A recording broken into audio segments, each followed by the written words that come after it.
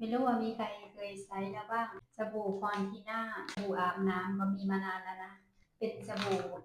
สมุนไพรเขียวเหลืองทั้งหมดมี5 สีสีเหลือง3สีเขียว2เอามาประกบกันแบบนี้เลยสำหรับใครที่เป็นสิวที่หลังผิวไม่ขาวผิวไม่ใสแนะนำตัวนี้เลยนะมีขมิ้นด้วยนะขมิ้นเป็นส่วนผสมทำให้ไม่เกิดสิวให้ผิวเนียนให้ผิวขาวผิวใสใช้อาบแค่ร่างกายนะไม่แนะนำให้ใช้ล้างหน้าเพราะว่าผิวหน้ามันจะอ่อนกว่าผิวกายอยู่แล้วค่ะตอนแรกว่าจะใช้เล่นๆใช้ไปใช้มา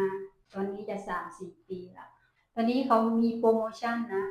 2 ถุงแค่100 กว่าบาทเองปกติถุงเดียวมันก็100 กว่านะกดให้ทันนะติดตามเจ้าของแบรนด์กดในตะกร้านี้นะตะกร้าของเจ้าของแบรนด์เป็นของแท้แน่นอน